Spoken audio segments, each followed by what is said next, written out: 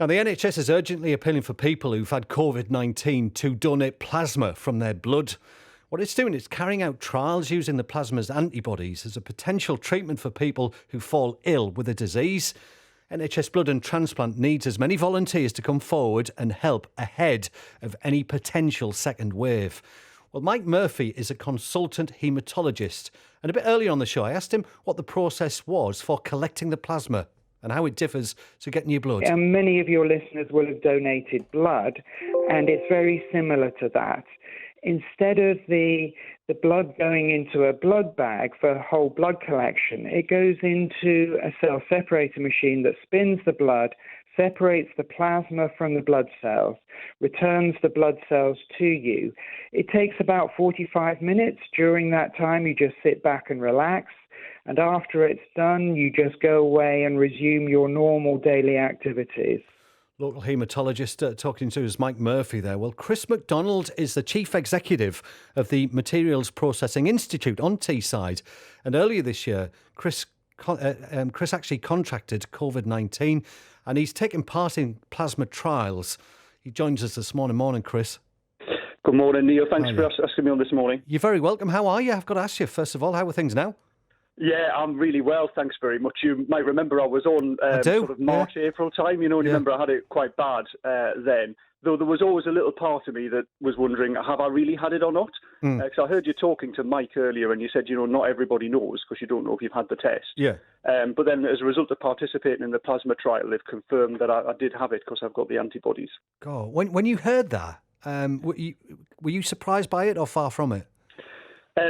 To be honest, there was like a little sense of relief because when I did have it, I was in bed for 5 days, and there's part of me just felt like I was a bit of a slacker because I've never had anything like that.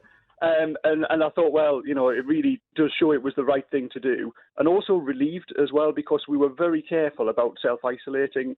My wife sort of kept me in the bedroom and brought me my food, and we stayed away from family and all that kind of stuff. And just so relieved now that we didn't, take any risks with transmitting it to other people. Of course. How is your body? Do you feel like you've fully recovered from the experience, or have there been blips along the way, Chris? No, I'm fine actually. So it took me several weeks to sort of get back to full fitness, but I'm quite a sporty sort of person. I do running and various other things, and I feel like I'm really fully fit. But there are people I know who've had it, friends and colleagues, who were equally fit at the outset, but have had some kind of long-term issues, long-term tiredness, even weeks and months afterwards. So, again, that is a concern. If you were to catch it, you just don't know how it's going to take you in the long term, really. I've been very lucky. We're talking about, obviously, the trial as well this morning. At what point did you go, actually, I want to get involved in this as well? Yeah, well, very early on, I heard that there was the opportunity just after I had the illness, and so I did register for the trial, and I didn't think much more about it after that. But actually, we had a bit of a tragedy in our own family over the summer. My uncle, who was in the vulnerable group, had a fall, and he had to go into hospital. And he contracted COVID in hospital, and sadly he passed away. He didn't recover. Right. And we're a very close family, so it was real tragedy. My aunt and my cousins as well, all of us, and also happening at that time when you couldn't give people a hug and so on. So it was a real kick to me to think I've got to go forward and do this. And then at least I'll be able to help other people and other families, from maybe not going through that. Good on you. So the last few months must have been a real challenge for you and the rest of the family. Well, they were, but, I must say the last few days my uncle had, he spent in Hartlepool Hospice, and they were amazing. The staff there were fantastic. Right. And I'd just like to say thanks to Hartlepool Hospice for that, really, and how they cared for him and for the family as well. And when we talk about these plasma trials as well, just explain how this works, really, and what you've had to go through yourself for this, Chris. Yeah, well, I donated blood before, but it was a long time ago, years ago, so I was, very much out of practice. And it's a similar sort of process. So I went along to the Newcastle Donor Centre, they did some tests, and then a couple of weeks later, I went back and they hooked me up to one of these plasma machines. And it's just, all it is a little needle in your arm, just like a blood donation. It's the same but different. Yeah, exactly, yeah. And to be honest, I think we all like to think we're quite brave, but I'm very flaky when it comes to needles, and I was really concerned. Is it like the footy results, look away now if you don't want to see the needle? No, that's exactly right. So the guy was sort of putting the needle in, and I was looking across at the other side of the room, and the nurse came over and she said, "Are you all right? You look really worried." And she just had a chat with me, and then it was over before I even knew, the needle had gone in, and I hadn't even noticed they'd done it. So really? If there's anyone out there who's as scared of needles as I am, there's nothing to fear. And then they take your blood into this really fancy machine that's beside the chair.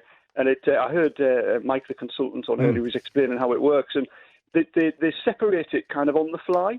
So they take the plasma out of the blood and they keep the red blood cells, and then they just return those through the same needle. So a bit of the time you're there, they're taking the blood out, and then a bit of the time they're putting some of the red blood cells back.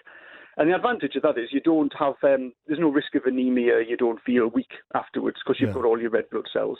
And so you can actually donate quite often. So I'm already booked in for my next session in a couple of weeks' time. We were just talking off air just before we came on air this morning. It's a point I put briefly to Mike about, people say donating your plasma, and it has potentially, you go, because of the blood situation. But as you say, it's exactly the same, but they're just taking the plasma from your system.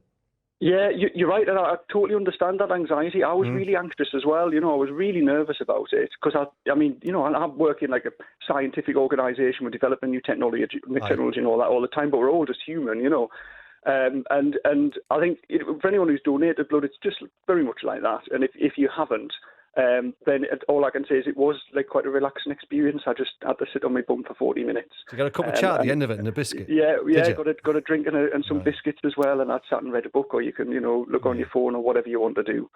Well, Chris, thank you so much for everything you've done and for everything you've been through. It's been I'm sure, and I think I can speak for a lot of people, 2020, you just want to see the back end of it, really, but something useful to come from this. Yeah, you're absolutely right. Well, I'm looking out the window now at the weather. I definitely want to see the back end of 2020. I've shut the blinds in here. Yeah. Have a decent weekend. Thanks so much indeed for coming on, Chris. Yeah, you too as well, Neil. Thanks. Chris McDonald, the boss, the chief executive of Materials Processing Institute on Teesside, and why he decided to do his bit in terms of donating his plasma. It's just gone 8:15.